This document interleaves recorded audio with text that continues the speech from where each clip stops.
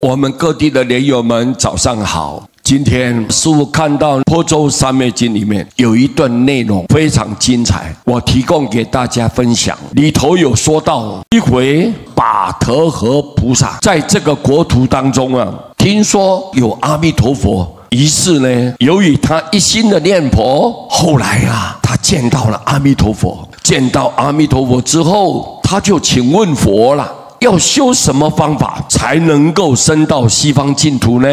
阿弥陀佛就告诉了把特佛菩萨说，想要升到我的国土，就要经常念我的名字，不要休息，要精进不断的念佛，这样就能升到我的国土来了。我们在安乐集里面有一段内容，有一位菩萨就说了，我在因地修行的时候呢，遇到了这个恶知识，受他的影响，结果呢，犯下了毁谤佛法的这种大罪，我堕在恶道之中，经过无量劫啊。虽然我修其他很多的法门呢，但都出不了生死。后来有一次，我跟随一位善知识，他教我要一向专称弥陀佛名，于是将我自身的一切罪障全部都清除干干净净，而获得了解脱了。由于有这么大的利益，所以我发愿永不离开念佛。所以啊，各位念佛的莲友们，你们今天是很庆幸，很有福报，有非常殊胜的善根，才能够坚定的念佛念到底，不换题目，不改变题目，一心的念佛。这个是你过去世当中有拜过很多的佛菩萨，有种下很深厚的因缘，今天我们才能够走这一条净土法门。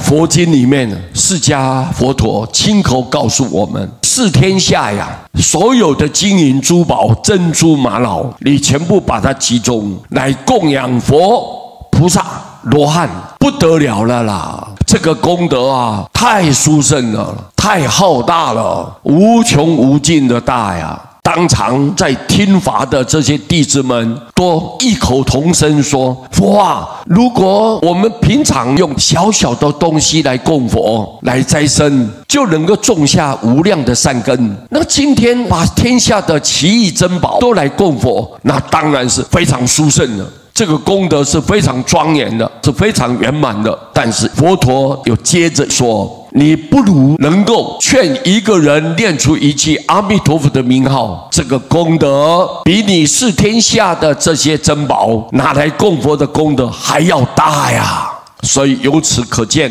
我们今天能念到阿弥陀佛名号的人，必然是一个多善根、多福德、多因缘的人。所以我希望我们各位大家要好好的珍惜，不要三心两意，或者是进进退退的，不能有这样子疑惑的心态。我们只有精进，一心靠佛。不但是释迦佛陀亲口告诉我们，释迦佛陀用他的承诺来给我们保证，阿弥陀佛也是给你保证，祖师大德更是苦口婆心的劝告我们大家，如果今天再加上我们自己本身能够坚定不移的信心，好好念佛，必然感应道交。那么再要离开一刹那，佛绝对不让我们念佛的众生失望，我们有资格、有条件往生西方。这一点呢，我们借这个因缘再一次的强调，让大家清楚，不要再犹豫不决，我们一心的念佛，大家都可以成就。感谢大家，阿弥陀佛。